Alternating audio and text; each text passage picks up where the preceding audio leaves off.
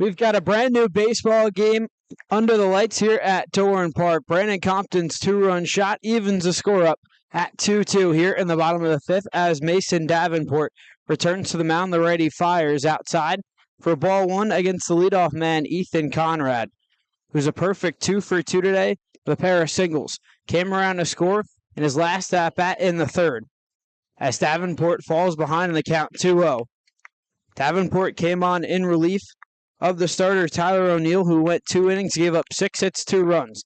The 2-0 pitch, a high-towering pop-up into the outfield. Camping underneath it is the center fielder, Charles Davalon, who makes the grab for the first out as Mason Davenport has retired the last 6 hitters he's faced. It'd be super important to do so against the top half of this lineup, who didn't have too much success their first rotations around the order today, but the last time around in the third inning, 3 straight base runners amongst these top 3. Here's Merrick Houston, who takes high and outside as it's a righty-righty matchup with 1 gone in the inning. Houston 1 for 2 today with an RBI single in the third inning. Gave Bourne a 1-0 advantage. They tacked on 2 in the third. Cotuit answered with 2 in the top half here in the fifth. Fouling a ball off the net just to our right as the count evened up at 1-1. Merrick Houston in this series was 2 for 3 yesterday. Now 1 for 2 today, 3 for 5 with 2 RBIs. Dotted on the inside corner. Davenport gets ahead with a fastball as the count goes to 1-2. We've seen Mason Davenport go with that fastball a lot today. A change from Tyler O'Neill, who was going with the breaking ball. Goes with the off-speed pitch. That's taken outside as the count evened up at 2-2. Against the Bourne shortstop, who hit .306 in 26 games during the regular season, brought home 8 RBIs. The 2-2 on the way. This one shot into center field. Starting back now coming in is Charles Davalon. That ball dunks in front of him. Davalon waited for that ball and was slow to get to it as Merrick Houston reaches for the second time today on his second single. And Charles Davalon starting back on that baseball, then quickly had to track in on it. Didn't look like he would have had an easy play on it, and with 1 out in the inning, wisely just lets it fall in front of him. But how about Merrick Houston now? Back-to-back games where he started off 2 for 3. So Bourne has a runner on first. It's Houston. With the ever-dangerous Braden Holcomb digging in a pickoff move from Davenport. Houston dirties up that jersey as he dives back in head first. Holcomb today, 0 for 1. Was the first batter that Davenport faced, and he came in relief in the bottom of the third. The first pitch nearly drills Holcomb as he has to back out of the way. Count is 1-0. Holcomb worked a walk in his last at-bat. Grounded out to Luke Hansen in the first inning. Houston takes a short lead off first, being held on by Tanner Thatch. The 1-0 on the way at the knees, called strike 1 from the home plate umpire, Sam Finn. Holcomb was hitless yesterday. Still made an impact drawing 2 walks. He's had a lot of success against Cotuit this season, 6 for 14 during the regular season. As Davenport falls behind him after the off-speed pitch missed outside against the right-handed swinging Holcomb. 6 for 14 during the regular season, a home run and 5 RBIs. Davenport deals from the stretch.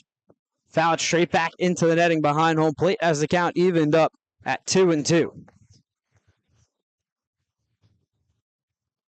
Holcomb finished 4th in the Cape Cod Baseball League in average, hitting at a .333 clip. Tied for 5th in RBIs with 25. Davenport out of the stretch takes a look at Houston. Now comes home with the 2-2. Another high towering pop-up over our right shoulder and out of play.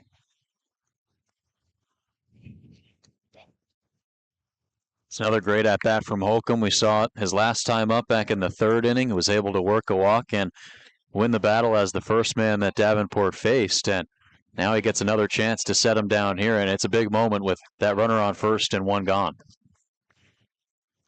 Davenport gets the sign now, comes set a pickoff move. Houston diving back in safely over at first base. Seen a lot of pickoff moves from the Kettleers today, keeping the Bourne runners honest whenever they've gotten on base. Bourne, 2 runs on 7 hits. Cotuit, 2 runs on 3 hits. The 2-2 taken high and outside. So Holcomb runs the count full with 1 gone here in the 5th. Holcomb went on a tear in the month of July. In 20 games, he hit .355 with 2 home runs and 17 RBIs. Davenport twisting the ball in his right hand. Now comes set with the glove at his belt. Comes home with the payoff pitch. This one shot to deep left field. Compton going back, ranging back, will make the running grab in front of the fence in left field for a loud out number 2. Retreating back to the first base bag is Merrick Houston as there's 2 gone here in the bottom of the 5th. Well, that one was hit a long way for Braden Holcomb. Nearly his second home run against Cotuit pitching this season, but unlike Brandon Compton's home run, that one to the left field corner, and it's a bit deeper down that left field line.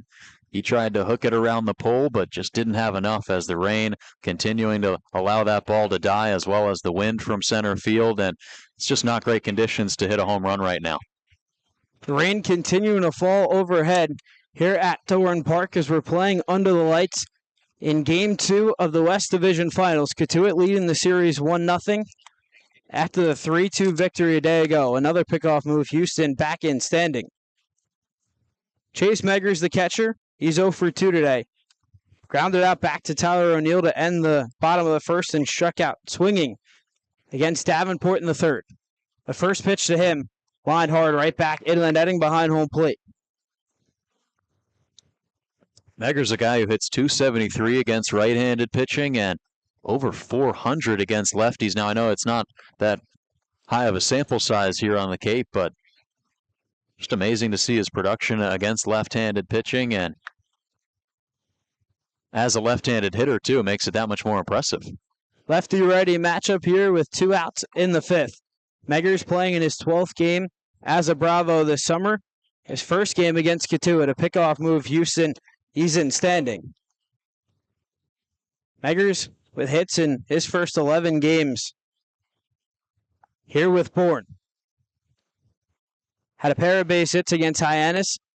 As running on the pitch is Houston. The snap throw down from Jay is in time. They got him.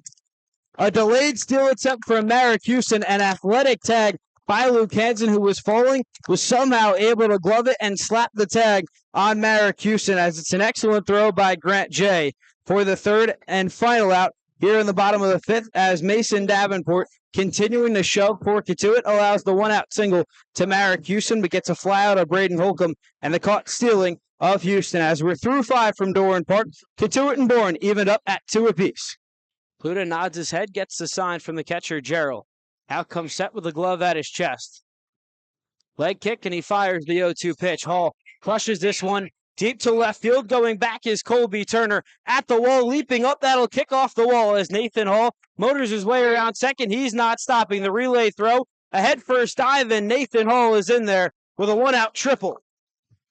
The power on display for Nathan Hall as he records his first triple and just the 3rd extra base hit for Hall this season.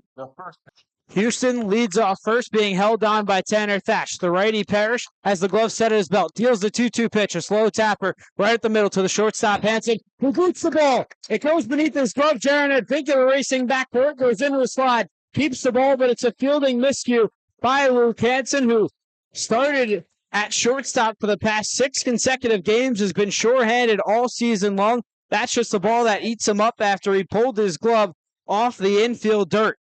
Groves leads off second. Schulke takes a look. His 0-2 pitch to Kepley.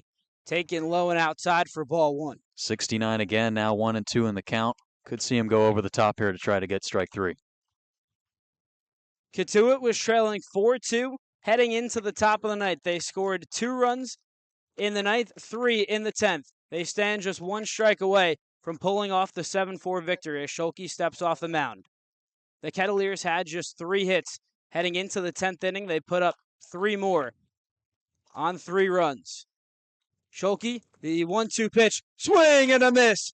Foul tipped into the glove of Cannon Peebles as Cam Schulke slams the door shut as the Kettleers come back, score 5 unanswered runs, and beat the Harbor Hawks 7-4. Desero 2 for 4, also has a stolen base and has scored Light takes his lead off first. The 0-2 pitch from Nord. This one hit into center field. That'll dunk down in front of Davalon. He slips out in center field. Light takes the turnaround third. Davalon, his relay throw, cut off by Advincula. Light, the throw to the plate, high, pipped in front by Granche. And now they have Desero in a rundown. He slides in safely to third. Charles Davalon slips in center field. Michael Light comes in to score. Johan Desero gets himself in a rundown, but somehow manages to slide in headfirst safely at third. And after all that chaos, Wareham's down just 7-6. Taylor not reaching in the first two playoffs games. It's been the first time all year that Taylor hasn't reached base in back-to-back games. The 2-1 pitch, this one hit on the ground to the shortstop Houston. Makes the flip to second for one. The relay throw is not in time. Taylor legs it out. Coming in to score is Luke Hansen. It's an RBI infield ground out for Devin Taylor. Cotuit plates a run as they now trail 5-3.